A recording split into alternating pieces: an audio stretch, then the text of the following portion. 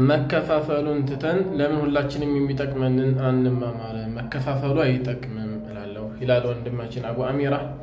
ሰላም አለይኩም ወራህመቱላሂ ወበረካቱሁ። እህት ወንድሞቼ እንዴት ናችሁ? እንዲሁም ወንድማችን አቡ አሚራ ናም ወላሂ መከፋፈሉ ለማንም አይበጅም። ነገር ግን ደግሞ ይህ የማይቀር የሆነ ነገር ነው።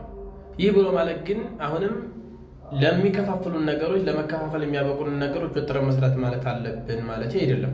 ነቢ ሰለላሁ ዐለይሂ ወሰለም በሐዲሳቸው መከፋፈል እንደሚኖር ተናግረዋል። ይቺውማ ለ73 ትከፋፈላለች፣ 72ቱ የእሳት ነው፣ አንዷ ብቻ ስትቀር ብለዋል። እሷ ማነች ሲሏቸውም ሰሐቦች እኔና ሰሐቦቼ ያሉበት በዛ ላይ ያሉ ነው ያሉት ማለት ነው። ስለዛ ሰሐቦች ወዳሉበት መንገድ በመምጣት አንድ መሆን ያለብን። የሰሐቦች መንገድ የቱ ነው የሚለውን እያንዳንዳችን ጥናት አድርገን የመከተል ግዴታ አለብን። ናም ነገር ግን ይህንን ነገር ማውራት ያለብን ስለ ኢኽዋን ሲነሳ ወይም ደግሞ ስለ አህባሽ ሲነሳ ብቻ ሳይሆን ለምንድን ነው ስለ ሰለፊዮች ስለ አህል ሱናዎች የተለያዩ ውዥንብሮችና የተለያዩ ወሬዎች፣ ህሚቶች፣ መዳኺላ፣ ጃሚያ፣ ረስላንያ ወይ ሌሎችም እያሉ ሲለጣጠፉ አንድነቱን የሚያዋጣን የሚለው ላይ ኮሜንት ማድረግ መቻል አለብን ሌሎቻችንም።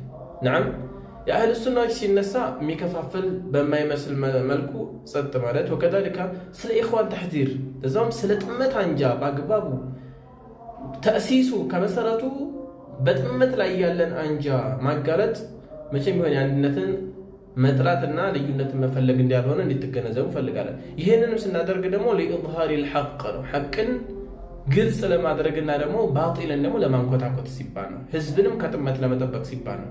ስለዛ በአጭሩ ይሄ ነው፣ አጀንዳ ለማድረግ እንዳልሆነ ሁላችሁም ትገነዘቡ ይገባል ማለት ነው። ኢንሻአላህ ነገራቶችን በመረጃ ከኩቱቦቻቸው እያወጣን መረጃ እየጠቀስን የምንመለከት ይሆናል ማለት ነው።